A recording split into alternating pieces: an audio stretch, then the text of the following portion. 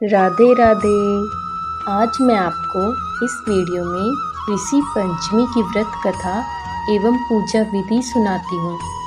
भाद्रपद मास के शुक्ल पक्ष की पंचमी तिथि को ऋषि पंचमी मनाई जाती है।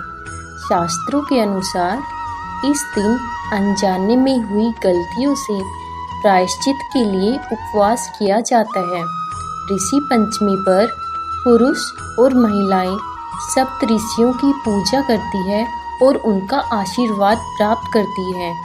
इन सप्त ऋषियों के नाम कश्यप, अत्रि, भारद्वाज, विश्वामित्र, गौतम, जमदग्नि और वशिष्ठ हैं। ऋषि पंचमी पर व्रत कैसे करें? ऋषि पंचमी के दिन सूर्योदय से पहले स्नान कर लें और साफ सुथरे हल्के पीले रंग के वस्त्र धारण करें। एक लकड़ी की चौकी पर सप्त ऋषियों की फोटो लगाएं और उनके सामने जल भरकर कलश रखें। सप्त ऋषि को धूप दीपक दिखाकर पीले फल फूल और मिठाई अर्पित करें।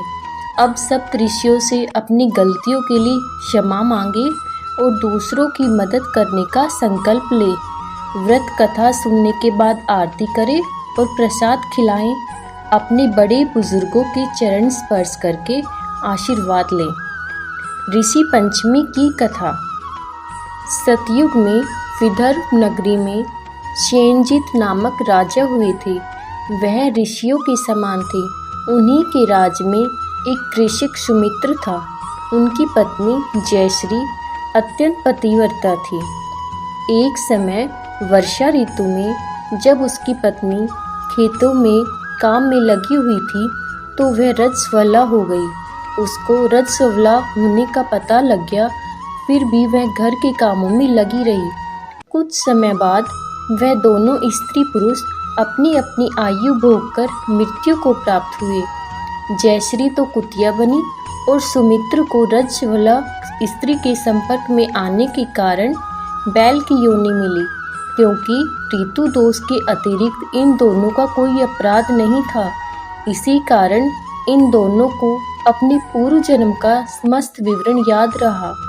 वे दोनों कुतिया और बैल के रूप में उसी नगर में अपने बेटे सुचित्र के यहाँ रहने लगे।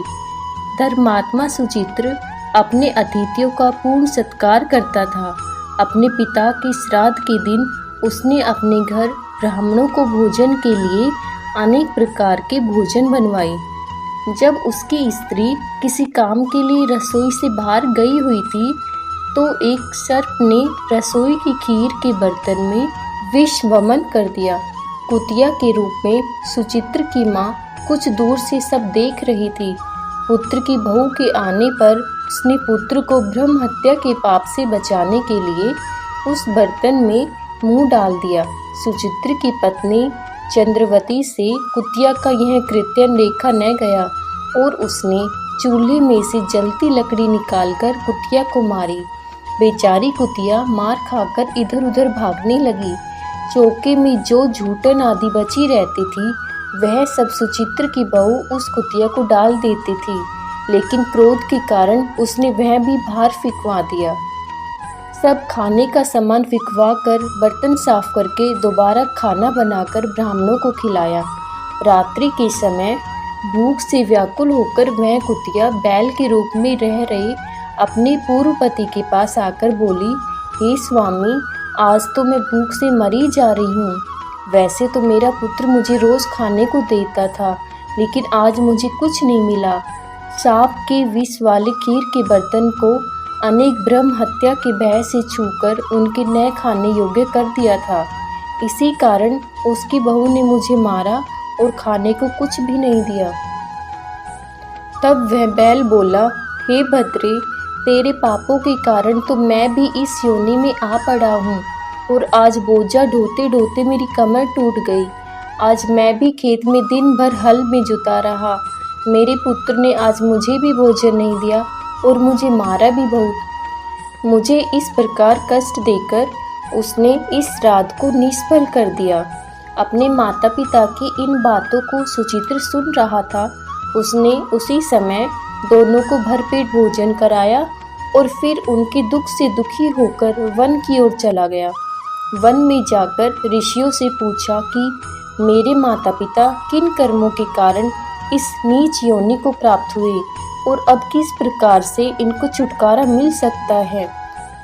तब ऋषि बोले, तुम इनकी मुक्ति के लिए पत्नी सहित ऋषि पंचमी का व्रत धारण करो और उसका फल अपने माता पिता को दो। भाद्रपद महीने की शुक्ल पंचमी को मुख शुद्ध करके मध्याह्न में नदी के पवित्र जल में स्नान करना और नए रेशमी कपड़े पहनकर अरुंधति सहित सप्त ऋषियों का पूजन करना।